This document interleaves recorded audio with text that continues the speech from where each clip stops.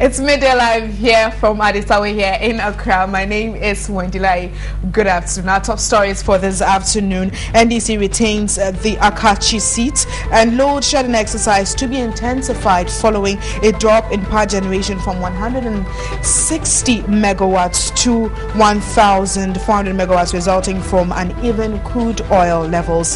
Ghana, Burkina Faso up later tonight at the African Cup of Nations in the semi-finals in South Africa. That will be in sports with Joel Champong. And on international front, U.S. media reveals Central Intelligence Agency is operating a secret airbase for unmanned drones in Saudi Arabia. So I've got details of these stories and many others coming up shortly. Do stay with me.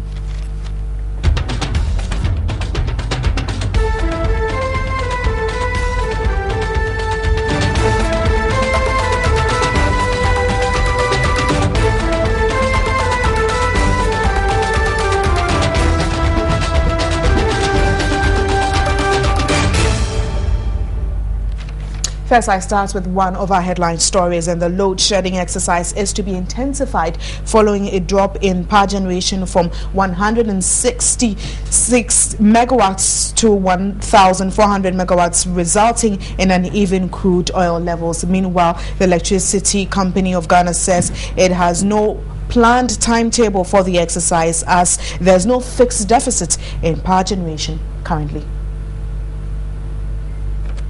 The country continues to run a load management program owing to deficits in power generation.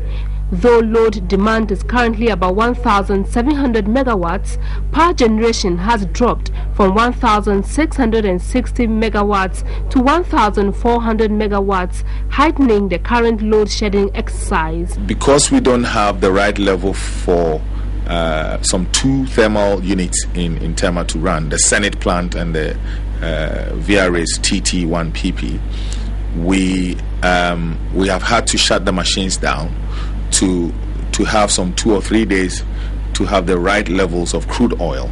Now that is also compounded by TICO, one of the units of TICO in Takrade. That unit has also one of them has been taken for regular maintenance. So that is also another 100 megawatts that has left the system. We're looking at about 350 megawatts of power to shed. For the VRA, using 25,000 barrels of crude oil daily to run machines which can treat only about 17,000 barrels daily remains a challenge. The challenge is that we use more crude oil than the machine can treat in a day. What it means is that the levels keep going down, and then they get to below a certain threshold. It doesn't make sense to run the machine. You will not get the output you want. You will just be wasting fuel. So we have to wait for a number of days to be able to rebuild the stock so we can rerun the machines. Meanwhile, ECG says it cannot plan a timetable for the current exercise owing to the erratic nature of power generation. You know, we are the distribution company, so whatever power we get is what we distribute. Unfortunately, what is happening now is we cannot get a firm figure as to how much power has to go off on a daily basis. If we had something which will be sustaining, we can come out with a program which we can keep to.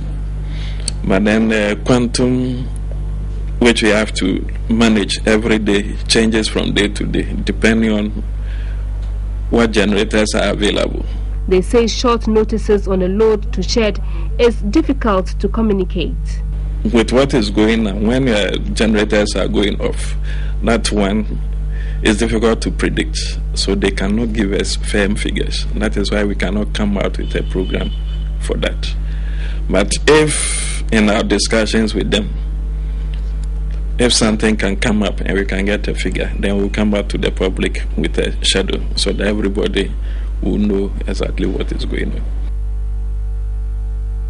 More on electricity, and the Director of Customer Service of the Electricity Company of Ghana, Dr. Smart Yabua, says that the load shedding exercise will be abated as soon as work on the West African gas pipeline is completed in April.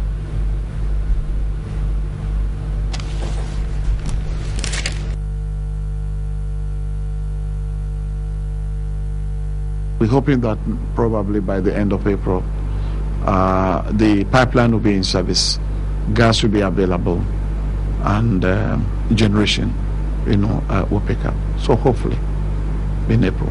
Well, regarding the load shedding, it's something that all of us find very unpalatable. It's not a deliberate action. It's a circumstance forced on us, and we're trying to do our best. Our colleagues in BRA are building some generating plants, within the Temapone area, and then within the Takrady Thermal Complex, and we also maybe coming on stream, maybe by the middle of the year. So going into the future this year, I think that the prognosis appears very good. Now, a major water filter alteration by the Ghana Urban Water Company Limited is expected to be completed in 2 weeks. The communications manager Stanley Mate said production will show up by an additional 3.5 million gallons of water. Faults on 3 filters at the Wager Dam are currently causing a shortage of 10 million gallons of water daily. This has necessitated a rationing in the system. When this filter is put back in operation, it means that we are going to get additional 3.5 million gallons, which means that it will move from an average of 45 million gallons of water to 48.5 million gallons of water. So it will improve on the situation. It wouldn't solve the problem entirely, but we're going to have more water in the system so that areas that are not getting now, will have at least a day or two of water. He talked about plans to extend water supply to every part of Accra by 2025. In Accra, for instance, we are expecting that a new project being put up in Kpong, that's the Kpong expansion project, will be completed in June 2014. Then we'll increase coverage from some 60-65% in Accra to 90-95% in Accra. One treatment plant also being built at Insawam, and we'll get more water from Insawam towards Pokwasi, Amasaman area. There is also an interconnection from one treatment plant in Kwenyaku in the central region into Kaswa area. Now that is on at the moment, so we are receiving more water from that end. And when all these projects are back on board, then rationing could end in Greater Accra. You're still watching Midday Live. Residents of Santa Maria in the Ablekuma North constituency are calling for the demolition of structures and waterways ahead of the rainy season. Residents believe a timely intervention could save lives and property. Here's a report by Eva Atibuka.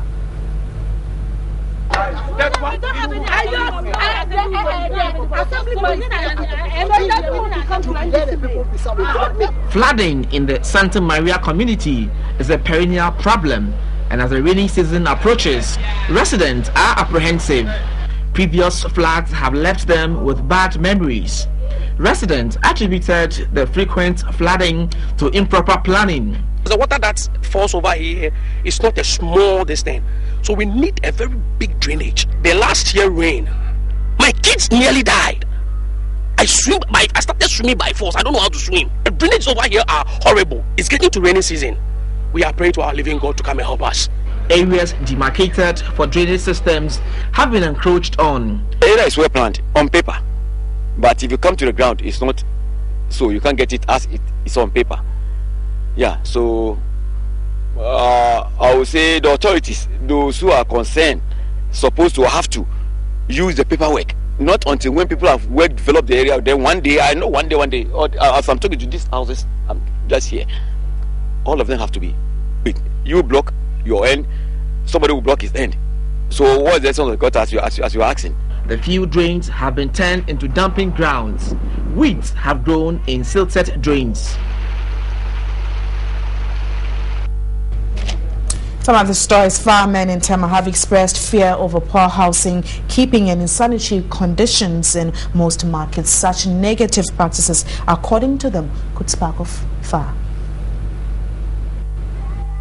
Reports of sporadic fire outbreaks in some markets in the country have compelled firemen to step up operations. In Tema, firemen swooped on traders at the Ashaiman main market to ensure safety. The market operates a 24-hour service with most patrons from Dodowa and Ada. The team uncovered bad practices, mostly prone to fires. Electrical wires have all worn out, while several illegal connections hang loosely. Just like most markets, chop bar businesses are rife. This operator chose to regulate her gas cylinder this way, another risk to the market. Some preferred burning cassava dough on the rooftop of buildings. Almost every fire hydrant has been covered with filth and worse. What we have seen today shows that fire outbreak can occur here. Most of them have taken even some of the plastic to turn a solid tape. I'm surprised. Solid tape. And you know, solid tape, the electricity can pass through inside and cause fire. And the cobwebs, which is very bad in the market. The municipal chief executive and his team were frustrated. Lack of fire hydrants and people who cook in the market. These are not good. And the market is in danger.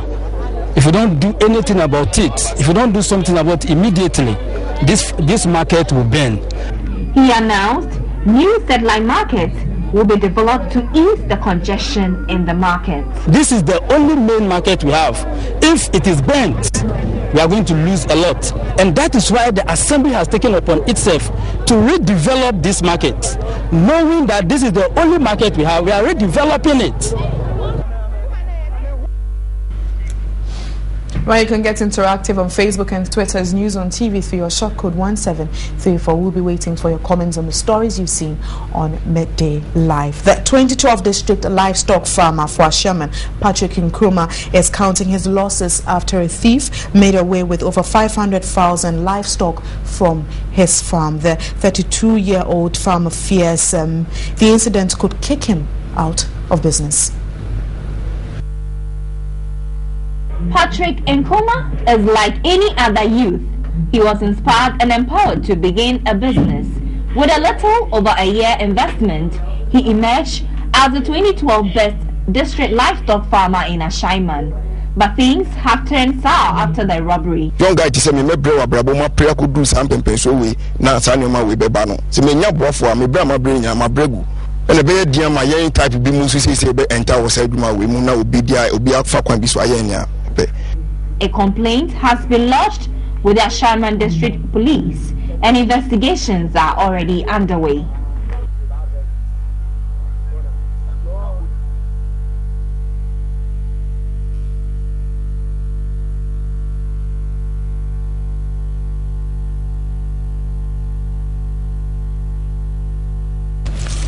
Officials of the Methodist Church and Primary School at Teshi in Accra have resolved the continuous closure of a 10-seater toilet facility built by the Lejukukukuro Municipal Assembly. Although the facility was completed, it could not be opened for use due to some disagreements. The Municipal Chief Executive Officer Daniel Amate spoke to TV3. The Methodist Church in the area approached the assembly with the construction of the facility to end the cruel manner some school children go through to attend Nature's Hall. Hitherto, the storm drain along the shoulders of the school had been polluted in the absence of a toilet facility. And although the assembly managed to complete the facility and handed it over, it could not be opened. We decided not to break protocol. I mean, it is the church that came to us for the request. And once we completed it, it is prudent we hand over to the church so that the church will also hand over to the school.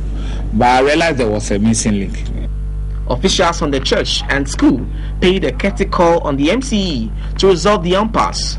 The district pastor, the Reverend Michael Prince Saki, commended the MCE for the efforts and reminded the assembly to acquire street lights along the drain to prevent individuals from using it as a place of convenience.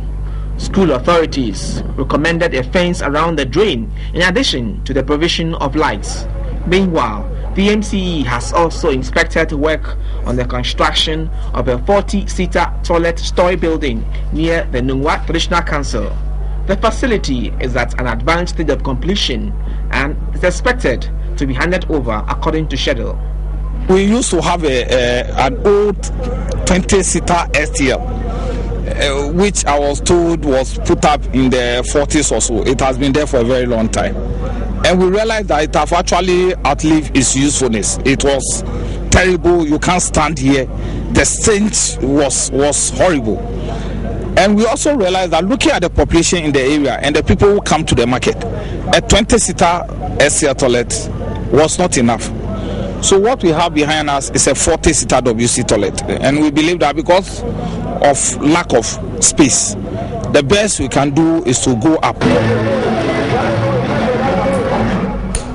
A young man believed to be in his mid-20s was found dead in a gutter at Awune suburb of New Achimota in Accra. The body was reportedly discovered by some residents attempting to clear bush around the drainage.